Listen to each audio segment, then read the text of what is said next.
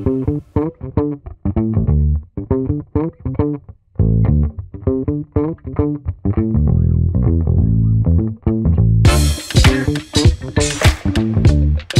it's not just managers that make decisions. You should be allowing your team members to make decisions as well. That's the point of prioritization, because if the priorities are clear, operationally speaking, or whatever, then it's much easier for below you people to take decisions that are aligned with the priorities. Okay, but as a manager, as I said before, most of your decision making should be about your managerial strategy and about your tactical strategy to get whatever it is you're supposed to be doing done as effectively as possible, right? That's key. The more complexity you're managing, the more people you're managing, the closer to operations or programs you are, the closer to security decision making you are, the more you have to take this seriously. So you have to kind of gauge how much time you're spending reflecting about decision making or the decisions that you need to take. Because if you're at a higher level and managing several managers, and as I said, in those levels before, on the field, taking complex decisions, and there can be the tendency to mix things, right? You've got so much going on that while we're taking decisions every 2 seconds, yeah? From, okay, there's a small problem, I need to make a decision about that because somebody's come and asked me to take a decision about that, to a big problem. And I'm taking them kind of in the same way, right? Because I'm making decisions as things happen, right? And that's not the way to make decisions. Some decisions will have to be taken like that because there will be some things that are unpredictable, unforeseeable. But contrary to popular belief, most things should be anticipated. Okay? Most things should be anticipated. So when I take decisions, I need to understand the scope of the decision I'm taking and what the intended outcome of the decision is and why I'm taking this decision as a manager. So if I'm taking a small decision about, okay, how to resolve a particular problem, the dimension of the problem dictates the importance of the decision, not vice versa. Okay? It's not me, an important person, that dictates the importance of the decisions I take. No. I could be a very important person, as in very high up in the food chain, and be taking very small decisions, right? So it's not my hierarchical role, though it should, that dictates the importance of my decisions necessarily. It's the thing I'm taking a decision about that dictates the importance of a decision, right? So we need to not confuse that. And I don't know if I'm being clear, but I mean, the higher up you are in the food chain, you should not even be thinking about small things. So if I'm a desk, for example, a desk managing several countries, managing several country directors, then I should not even be thinking about certain things that are happening on the field. That's not what I'm existing for. I'm there to produce strategic thinking, to make sure we're operating in the right places and that there's not other places to be following things at a higher level. I'm not supposed to be having the same conversations as they're having in the project meetings or the capital meetings, right? And that was one of the things that I noticed was that, okay, what's the difference when you have meetings at the level of where the project or the intervention is occurring?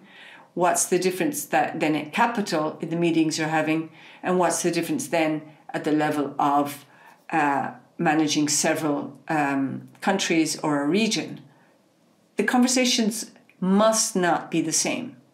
And if there is, there's something wrong. So if we're all discussing the same things, that's a problem in decision making, right? Because each time the decisions that I'm thinking about and reflecting on need to be different. Right? Different scope, different scale, different dimension, different impact above all. Different impact, right? So if we think about it, our project team is on the field and they're executing something normally that has already been decided upon, and they should be looking at their design all the time. Is this working? Is there a way to make it better? And coordinating, etc. The capital, what should they be doing? All right, decisions they should be making. Are we in the right places? Are there other things happening?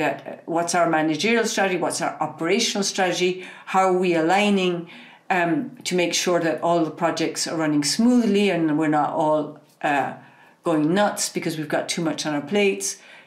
The capital's job is to coordinate the support required to implement the different programs properly for impact. I'm checking impact, I'm detecting problems, I'm sparring, I'm supporting, but I'm not getting in the day-to-day. I'm not getting in the day-to-day in the capital. I'm thinking at a higher level. I'm making decisions at a higher level. I'm deciding priorities for my departments in line with priorities on the field. And then when we go to HQ level and I'm managing all of the different country directors, then I should be thinking on a whole different level. Yeah, I should be thinking forward, not in the day-to-day, not in the problem that some field coordinator or project coordinator is having. No, that's not my business. The country director should be equipped to deal with any problems. And if there's design flaws, the team there should be equipped to help with that. And if not, they should call on some expert in HQ or whatever to help them with that if they need it.